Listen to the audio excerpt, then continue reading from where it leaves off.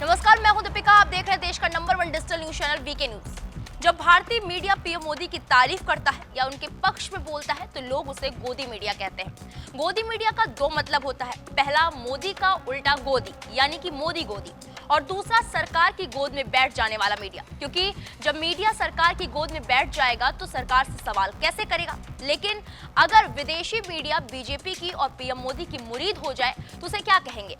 ना ही सिर्फ विदेशी मीडिया बल्कि चीन के लोग भी प्रधानमंत्री के फैन हैं। अभी हाल ही में हमने आपको एक खबर दिखाई थी जिसमें बताया था कि चीन के लोग पीएम मोदी को लाओक्सियन कहते हैं, जिसका मतलब है मोदी अमर है। चीन में सोशल मीडिया पर लोग पीएम मोदी को इसी निकनेम से बुलाते हैं। इतना ही नहीं, पाकिस्तान के लोग भी प्रधानमंत्री को काफी ज्यादा पसंद करते हैं। आपने कई वीडियोस देखे होंगे जिसमें पाकिस्तान की आम जनता ये कहती हुई दिखाई दे रही थी कि वो अपने देश के हालात से बहुत परेशान है, अपने पीएम से बहुत परेशान है, इसलिए उन्हें मोदी जैसा प्रधानमंत्री चाहिए। अब सवाल ये उठता है कि क्या ये सब गोदी है? अमेरिका का मीडिया गोदी है, क्योंकि अमेरिका के फेमस अखबार वॉल स्ट्रीट जर्नल ने बीजेपी को दुनिया की सबसे महत्वपूर्ण राजनीतिक पार्टी बताया है। जर्नल में लिखा गया है 2014-2019 में बम्पर जीत के बाद 2024 में बीजेपी फिर से बड़ी जीत की ओर बढ़ रही है। जर्नल में कहा गया है कि आने वाले समय में बीजेपी तेजी से भारत में अपना दबदबा बनाएगी।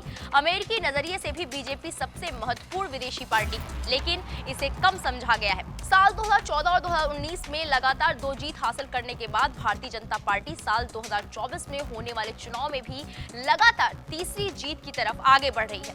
इस समय भारत एक प्रमुख आर्थिक शक्ति के रूप में उभर रहा है। WSJ के इस आर्टिकल में ये भी लिखा गया है कि भारत की मदद के बिना अमेरिका चीन से मुकाबला नहीं कर सकता।